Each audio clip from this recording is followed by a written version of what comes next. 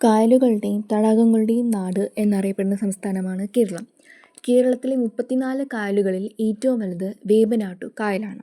വെമ്പലനാട് എന്ന നാട്ടുരാജ്യത്തിൻ്റെ പേരിൽ നിന്നാണ് വേമ്പനാട് എന്ന വാക്കുണ്ടായത്. ഇന്ത്യയിലെ ഏറ്റവും നീളമേറിയ കായലായ വേമ്പനാട്ടു കായലിനെക്കുറിച്ച് നമുക്ക് കൂടുതൽ നോക്കാം. നീളം 96 കിലോമീറ്റർ.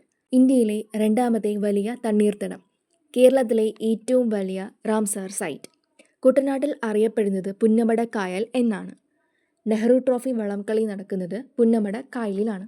കൊച്ചിയിൽ അറിയപ്പെടുന്നത് കൊച്ചി കായൽ അല്ലെങ്കിൽ വീരൻപുഴ എന്നാണ്. വേമ്പനാട്ടു കായലിൽ സർവീസ് നടത്തുന്ന ആദ്യത്തെയാണ് ഇന്ത്യയിലെ ആദ്യത്തെ സോളാർ ബോട്ട്. വൈക്കം മുതൽ തവണക്കടവ് വരെയാണ് ഈ ബോട്ട് സർവീസ് നടത്തുന്നത്. കോട്ടയം ജില്ലയിലുള്ള വൈക്കം ക്ഷേത്രം വേമ്പനാട്ടു കായലിൻ്റെ തീരത്താണ് സ്ഥിതി ചെയ്യുന്നത്. വേമ്പനാട്ടു കായലിൻ്റെ തീരത്ത് സ്ഥിതി ചെയ്യുന്ന പക്ഷി സങ്കേതമാണ് കുമരകം. വേമ്പനാട്ടു കായലിലെ ഏറ്റവും വലിയ പ്രകൃതിദത്ത ദ്വീപാണ് പാതിരാമണൽ. എന്നാൽ വേമ്പനാട്ടു കായലിലെ ഏറ്റവും വലിയ കൃത്രിമ ദ്വീപാണ് വെല്ലിംഗ്ടൺ. വേമ്പനാട്ടു കായലിൽ പതിക്കുന്നത് അറബിക്കടലിലാണ്. അവ പതിക്കുന്ന സ്ഥലത്താണ് കൊച്ചി തുറമുഖം സ്ഥിതി ചെയ്യുന്നത്.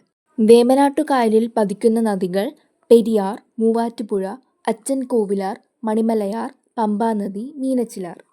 അതിർത്തി പങ്കിടുന്ന ജില്ലകൾ എറണാകുളം, ആലപ്പുഴ, കോട്ടയം. വേമ്പനാട്ടു കായലിലെ ദ്വീപുകൾ പാതിരാമണൽ, വല്ലാർപാടം, വൈപ്പിൻ, കടമക്കുടി, വില്ലിംഗ്ടൺ, പെരുമ്പളം. ഇത്രയും കാര്യങ്ങൾ ഓക്കെ അല്ലേ? ഇതുപോലുള്ള യൂസ്ഫുൾ വീഡിയോസിനായി ചാനൽ സബ്സ്ക്രൈബ് ചെയ്യുക.